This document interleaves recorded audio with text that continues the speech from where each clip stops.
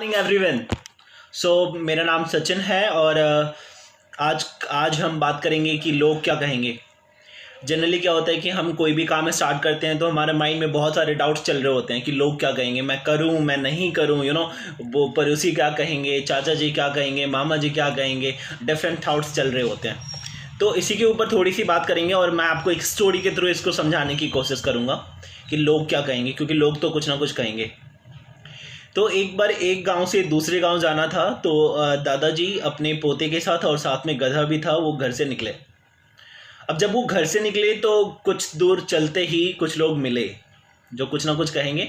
तो उन्होंने बोला कि क्या मतलब दादाजी को समझ नहीं है कि पोते को पैदल चला रहे हैं और गधा खाली है। तो थोड़ी दूर जाने के बाद दादा को समझ में आया कि बिल्कुल ठीक तो कह रही है। तो दादा ने क्या किया, पोते को गधे पे बिठा दिया। अब थोड़ी दूर और आगे गए। आगे जाने के बाद क्या हुआ कि कुछ लोग और बैठे हुए थे। उन्होंने बोला कि क्या मतलब पोते के पास दिमाग नहीं है, बुजुर्ग दादाजी पैदल चल रहे हैं और खुद गधे पे बैठा हुआ है। अब पोते को भी सही लगा कि दादाजी पैदल चल रहे हैं, तो पोते ने बोला कि दादाजी आप बैठ जाइए, मैं पैदल चल लेता हूँ। थोड़ी दूर और आगे गए, कुछ लोग और बैठे हुए थे। उन्होंने बोला कि मतलब दादा को समझ नहीं है, बुजुर्ग हो गए हैं और पोता जो है वो पैदल चल रहा है और दादाजी खुद बैठे हुए हैं। तो दादाजी को भी बुरा लगा। दादाजी ने बोला कि आ जाओ और पोते को भी बिठा लिया।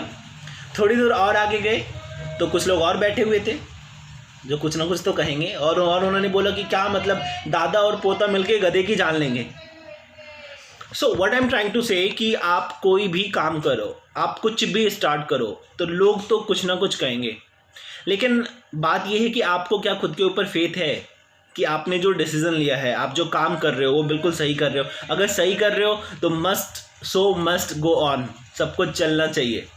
लोग तो कुछ ना कुछ कहेंगे। Once you become successful everything will become normal.